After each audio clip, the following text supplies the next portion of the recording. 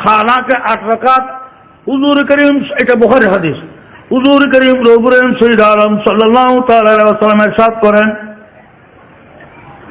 আল্লাহর প্যারা হাবিব, বুখারী শরীফের হাদিস, সেখানে আছে আল্লাহর প্যারা রাসূল রমজান এবং গায়রে রমজান, রমজানেও, রমজানের পরেও, রমজানের আগেও, রমজান শরীফও আল্লাহর নবী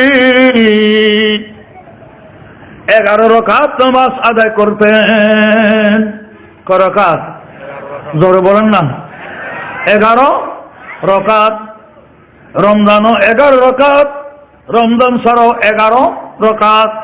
তাহলে 11 রাকাত কি নামাজ? তাহলে বুঝা যাচ্ছে এই 8 রাকাত রসুল তারাবির নামাজ নয়, হয়তো তাহাজ্জুদ পড়তেন, নতুবা নফল নামাজ পড়তেন। 3 রাকাত বিতির পড়তেন। 3 রাকাত কি বিতির, আর 8 রাকাত কি নফল। তো 8 রাকাত তোমরা তারাবি পড়তেছ, তো গায়রে রমজান, রমজানের 8 রাকাত বুঝলাম তারাবি তোমাদের আছে। হাদিসের মধ্যে তো রমজান ছাড়া নবী কি পড়তেন? 8 রাকাত পড়তেন। তো রমজান ছাড়া কি তারাবি আসেনি? জোরে বলেন না। তারাবি শব্দ অর্থ তো তোমাদের মৌলবীরা বুঝে না, জাহেরা।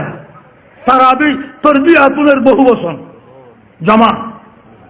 কেমন?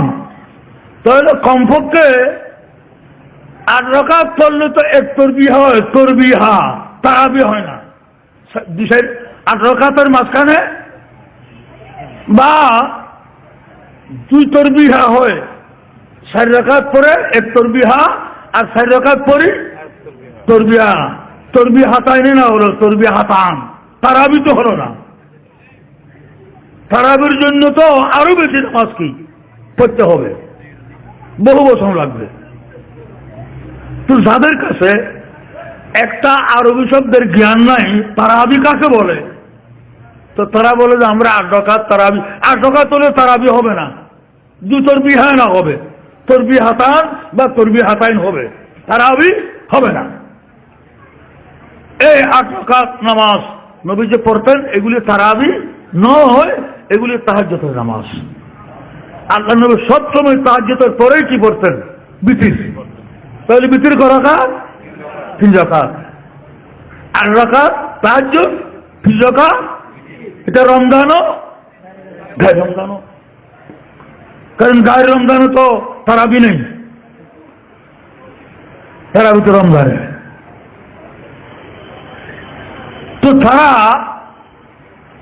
নিজকে বলে আমরা আহলে হাদিস।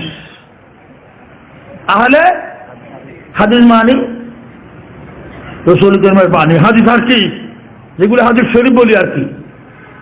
হাদিস শরীফ তো লেখা হয়েছে আল্লাহর প্যারা নবী পর্দা করার 200 বছর পরে। এখন তোমরা যেগুলি নবীর হাদিস কি করে মনে করলা? বিশ্বাস কাকে করলা? হাদিসের উপর আমল করতেছ, আহলে হাদিস তোমরা আবার সামনে আসো, তোমাদের আব্দুল্লাহ বাকি, আব্দুল্লাহ কাদিকে নিয়ে আসো, তোমাদের দিকে তাদেরকে নিয়ে আসো। আমি ওখানে রাজশাহী তো বলছি, ঢাকায় বলছি, চ্যালেঞ্জ করছি, যেখানে তাদের আড্ডা। তাহলে আমরা বিশ্বাস করতেছি যিনি বুখারী লিখেছেন তার উপর ভরসা করে, যিনি মুসলিম শরীফ লিখেছেন তার উপর। তাহলে তোমরা একদিকে বলো ইমামের তাকলিদ করা শিরক, আর একদিকে তোমরা জাহেলেরা কেউ ইমাম বুখারীর তাকলিদ করতেছ, আর কেউ ইমাম মুসলিমের তাকলিদ করতেছ। কেমন? কার তাকলিদ করতেছ? ইমাম বুখারী, ইমাম মুসলিমের, ইমাম আবু দাউদের।